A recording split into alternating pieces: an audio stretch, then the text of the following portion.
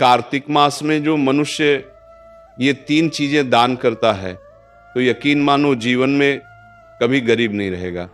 साथियों, कार्तिक मास का समय वह दिव्य अवसर है जब भगवान स्वयं पृथ्वी पर उतरकर अपने भक्तों के घर आते हैं। ये मास केवल पूजा या व्रत का नहीं, बल्कि आत्मा को शुद्ध करने और अपने जीवन के पापों को मिटाने का अवसर है। कहा गया है कि जो मनुष्य कार्तिक मास के समाप्त होने से पहले 3 विशेष दान करता है, उसके जीवन से दरिद्रता सदा के लिए दूर हो जाती है। क्योंकि दान केवल धन का लेन देन नहीं होता, यह हृदय की पवित्रता और आत्मा की विनम्रता का प्रतीक होता है। जिस दिन मनुष्य सच्चे भाव से दान करता है, उसी दिन उसका भाग्य बदल जाता है।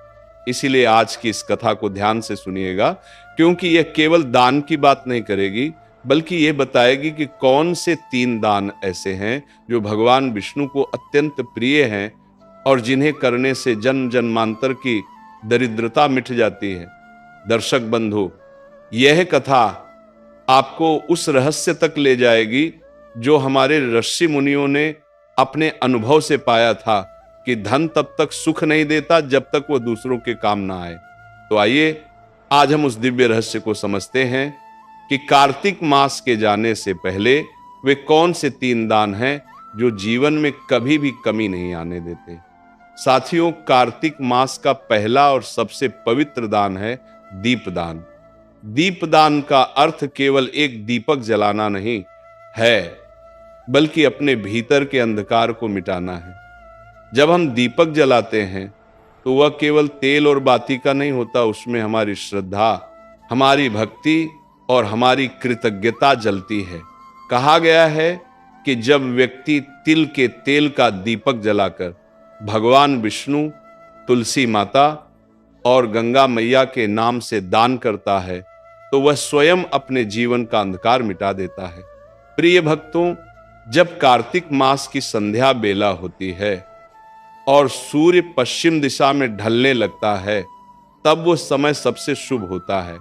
उसी समय अपने घर के आंगन में तुलसी के पौधे के पास या किसी मंदिर में तिल के तेल का दीप जलाइए और उस दीप को जलाते समय मन में ये भावना रखिए, हे प्रभु, जैसे ये दीप अंधकार को मिटाता है, वैसे ही मेरे भीतर के अज्ञान, लोभ, क्रोध और मोह को भी मिटा दीजिए। जो मनुष्य इस भावना के साथ दीप दान करता है, उसके जीवन में कभी अंधकार नहीं रहता। तुलसी माता के समीप तिल का दीपक जलाने का अर्थ यह है कि आप धर्म और समर्पण का दीप जलाते हैं। जिस घर में प्रतिदिन तुलसी माता के नीचे दीप जलाया जाता है, वहां राक्षसी शक्तियां प्रवेश नहीं कर पाती, वहां दरिद्रता नहीं टिकती, वहां कलह नहीं होता। माता लक्ष्मी स्वयं उस घर में प्रवेश करती हैं और कहती हैं, जहां दीपक जलता है वहां मैं वास करती हूं।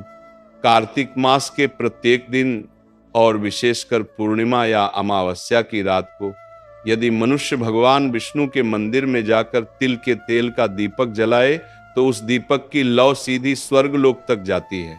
भगवान स्वयं कहते हैं, जो मेरे नाम से दीप जलाता है, मैं उसके जीवन के अंधकार को मिटा देता हूं।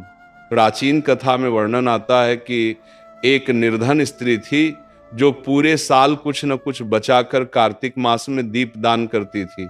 एक बार उसने केवल एक दीप जलाया, परंतु उस दीप में इतनी श्रद्धा थी कि स्वर्गलोक में भी उसकी ज्योति दिखाई दी। भगवान विष्णु ने प्रसन्न होकर कहा, इस स्त्री का कोई भी जन्म अंधकार में नहीं रहेगा, अगले जन्म में वह उसी नगर की रानी बनी।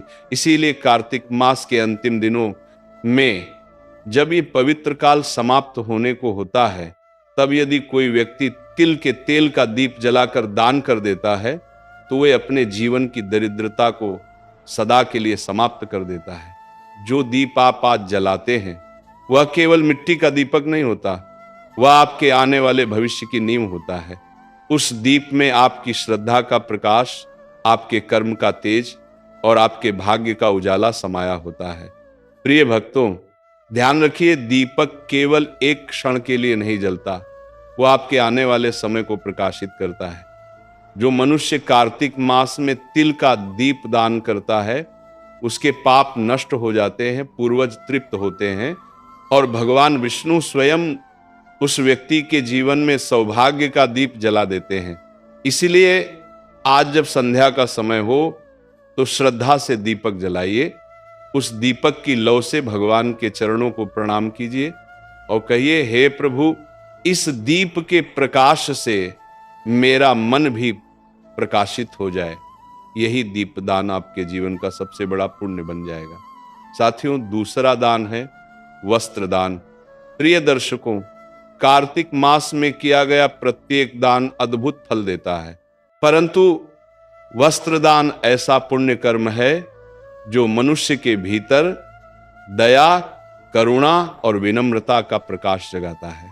ये केवल कपड़े देने का कार्य नहीं है, बल्कि किसी दूसरे के जीवन में गर्माहट और सम्मान देने का माध्यम है। शास्त्रों में कहा गया है, वस्त्रम ददाति सौख्याय आयुष्याय च कीर्तये, अर्थात जो मनुष्य वस्त्र दान करता है उसे सुख, आयु और कीर्ति तीनों का आशीर्वाद मिलता है। कार्तिक मास के समय जब शीतल हवाएं चलने लगती हैं, जब सुबह ओस की बूंदें धरती पर मोती बनकर गिरती हैं, तब वही ओस किसी निर्धन के तन पर कांपती हुई ठंड बन जाती है।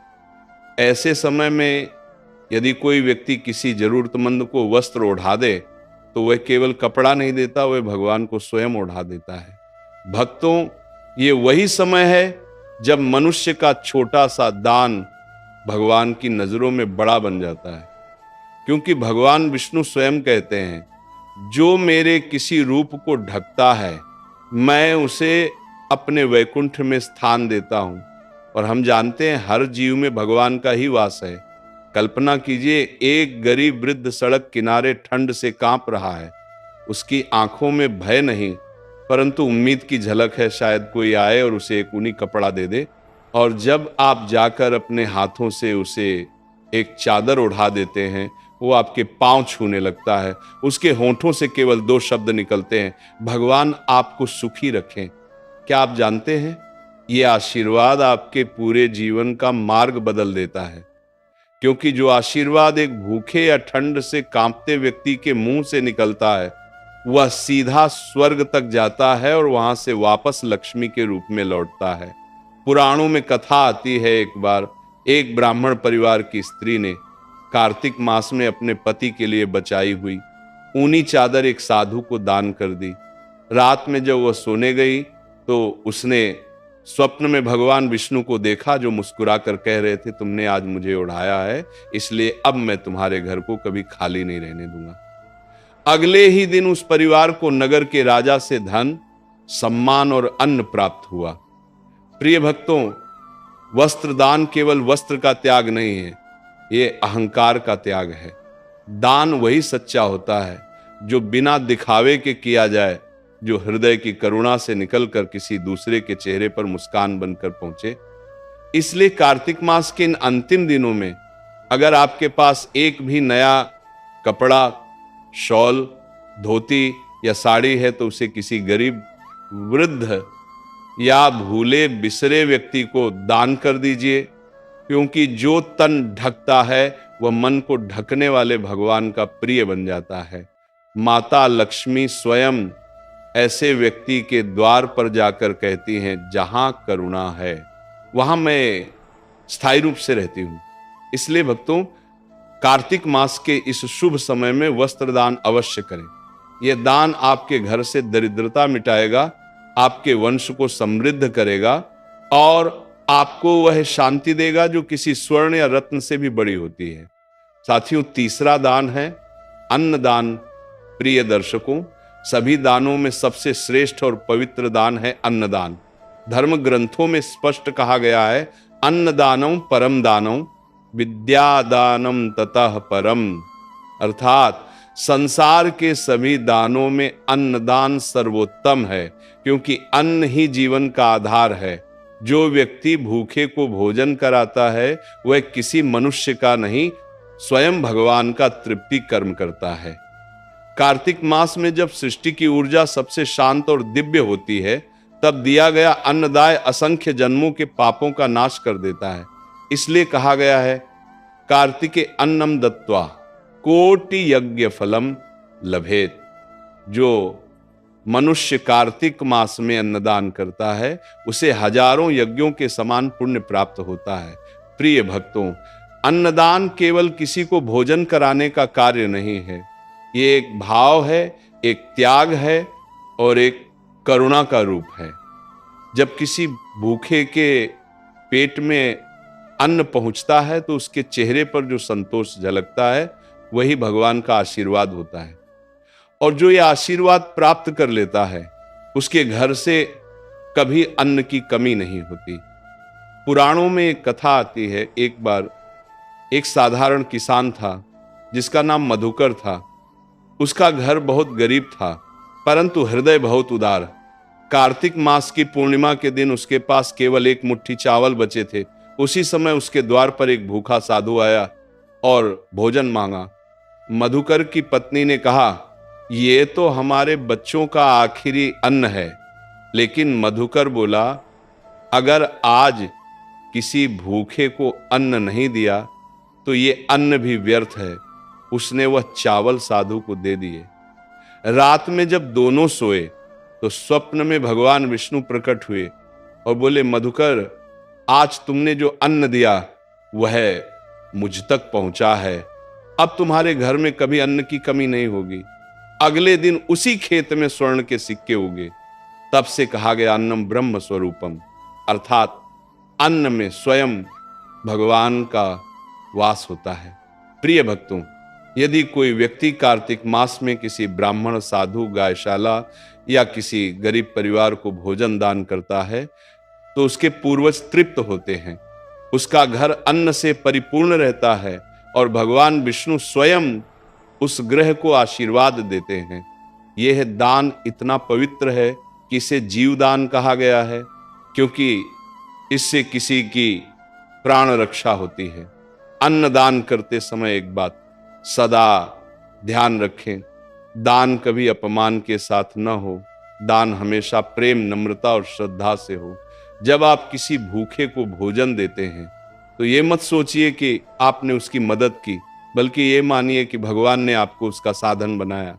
प्रिय दर्शकों, जब भी घर में अन्न पकाएं, उस अन्न का एक भाग गौ माता, पक्षियों या किसी भूखे को अवश्य दें, क्योंकि जो व्यक्ति अपने अन्न में दूसरों का हिस्सा रखता है उसके घर में सदा समृद्धि रहती है।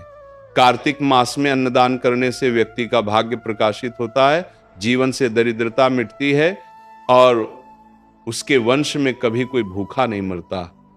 कहा गया है, अन्नम ददाति यह भक्त्या स विष्णुलोकम व्रजति। जो भक्ति भाव से अन्न दान करता है वह विष्णु लोक को प्राप्त होता है। इसलिए प्रिय भक्तों, जब ये पवित्र कार्तिक मास समाप्त होने को हो तो अपने हाथों से किसी को भोजन कराइए, क्योंकि वही क्षण आपके जीवन की सबसे बड़ी पूजा बन जाएगा।